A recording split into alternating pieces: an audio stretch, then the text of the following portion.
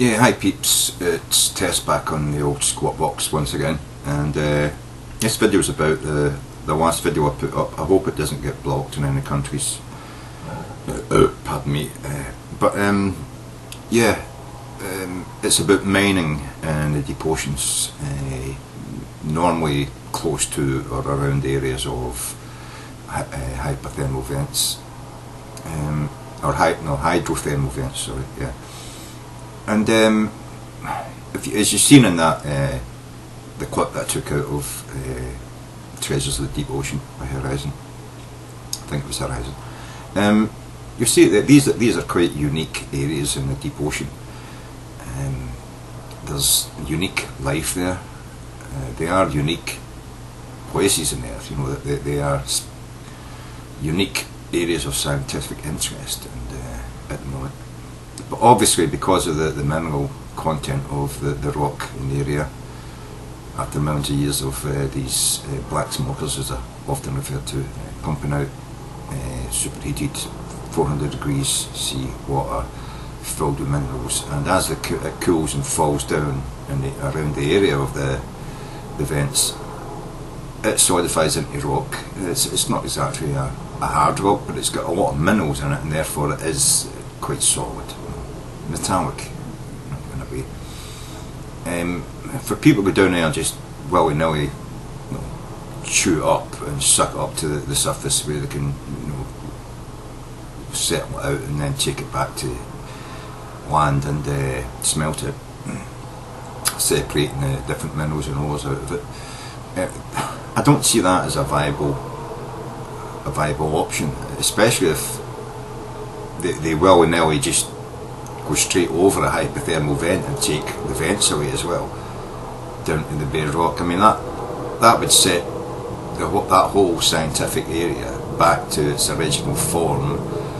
You know, when it first started being a vent. You know, I mean, there's maybe a call you could make on maybe doing that with one or two areas that don't have any life in them, where, you know, they've got vents but there's no life.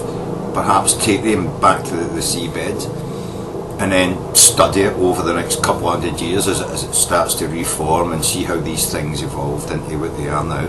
There might be some call for that scientifically, but it would probably be getting pushed by mineral mining companies, you know. But yeah, I could see that, you know, maybe find a couple of these vents in shallower waters, you know, that are not 4 or 5 kilometres under the ocean. Maybe try it out and find out about that.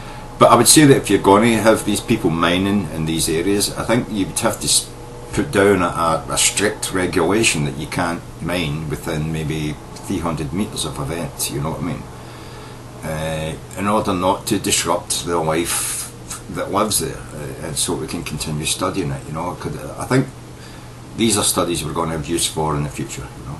And the biology and the chemistry that we can find there that's unique might be of huge beneficial, you know, help to us in the future, either in medicine or understanding life and how it evolves, all that sort of thing, you know. So there's great scientific interest in keeping these vents safe from mining operations. But I understand that if it's possible that these people can, you know, develop mining, you know, instruments, you know, machines that can go down there into the deep oceans and mine this ore, that you know, if it's viable financially, it's going to happen. You know, eventually it will happen as they become more and more accessible and more financially rewarding, you know, to companies to do it. You know, that we will get there, you know. I like the idea of the nodule collection, because these nodules are just lying there on the sea floor.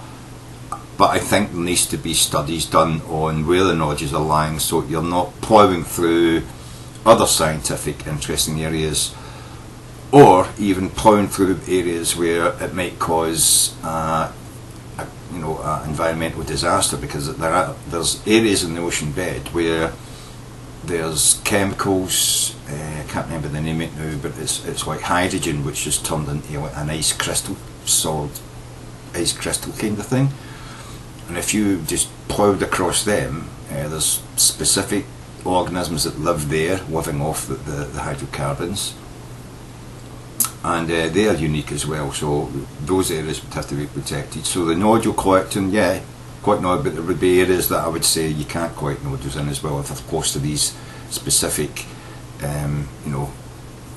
hydrogen collections. And there might be a case of farming that hydrogen as well, because it's supposed to be much more it's much more efficient as a fuel than hydrogen as a gas, because it's a solid, which actually, as you bring it up from the deep ocean bed, it turns into a gas. As it under lower pressure, it starts to turn back into gas from its solid state, And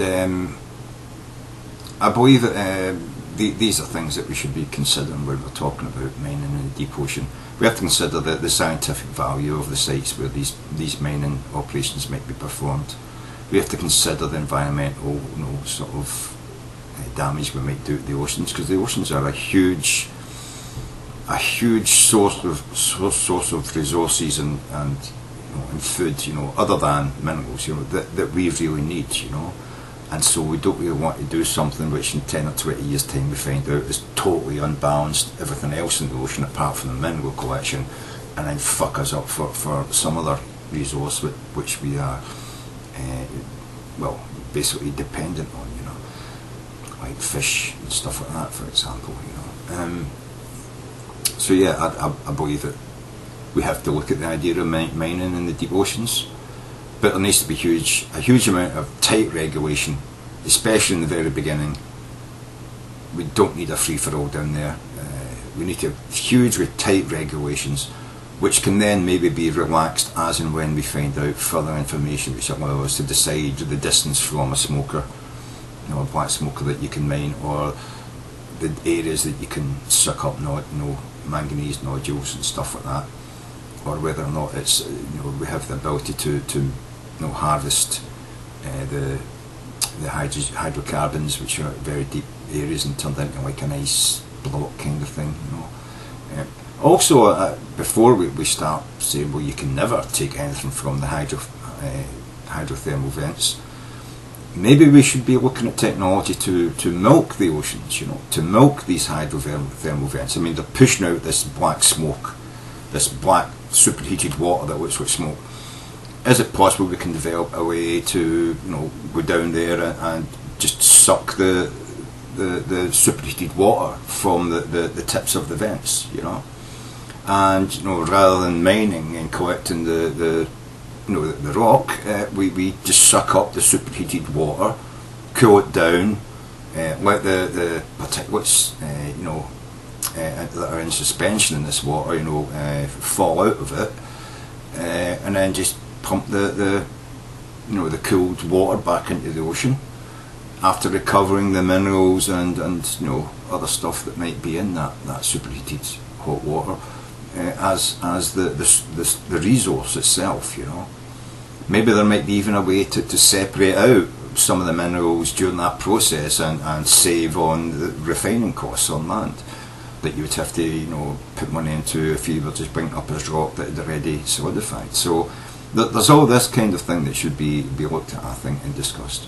But also, I don't see this just as a thing that's going to be relevant to us over the next 20 or 30 or 40 years, because that's probably when this stuff is really going to be implemented. This is huge, important sort of issues to think about for when we actually start to explore the solar system with a view for recovering resources from, maybe not the deep sea mining, but mining in general. When we start to recover resources, mining resources from large lumps of rock flying about the solar system, that's going to be the robotics side of thing that we use in deep ocean is probably going to help us there, but also there's the moons of the planets in the solar system, and some of them are got an ice surface, they've got a surface of ice, which we think underneath has huge bodies of deep water, or at least water, maybe not deep, but water, and there's going to be a view when we start to, you know, in 100, 200 years, start to harvest the moons, you know, of the planets in the solar system. We're going to not just be digging through rock, but we're going to be digging through ice into water, and then in will come the deep water survey vessels we're using today to go into these environments, find out if there's any life there, find out what kind of resources there is at the bottoms of these liquid bodies, you know, if they've got a solid core. And you know, these techniques that we're developing now for mining in deep ocean will be highly you know, helpful and beneficial for us in 100, 200 years when we start to mine the moons of you know, Saturn and places like that, you know. So yeah, I think all of this is got to be considered, and it's going to be useful. We shouldn't say no, you can't do it, but we need to have high quality regulations in place so that we don't just destroy, you know, an ecosystem, or perhaps, for all we know, something which is at the base of the you know, the food chain and the whole of the oceans. We don't really know what effect these smokers have on the whole environment of the seas, you know what I mean? But yeah, I think we should be thinking about recovering these minerals, but we should be doing it in a respectful and you know, a manner in which ensures we just don't destroy the seabed of areas that are unique and of scientific interest beyond the minerals themselves, you know. And as I say, you know, space exploration is again becoming interesting with private companies getting involved in it, and I'm sure mining companies are going to want to, you know, be involved in that once we start landing on you know, ore-bearing rocks or ore-bearing moons of the planets in the solar system. It's all very interesting, and we should always keep all of these things in mind and try and balance it out, and not just be knee-jerk reaction. It's not supposed to be available to us, because that's why it was so deep. But you know, we do have to try and consider and balance all these things when we do start to, you know, exploit the resources of these deep seas and the moons and planetary bodies in the solar system.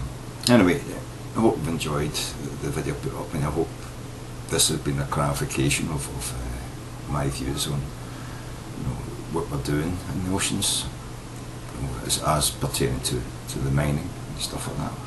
Swansea.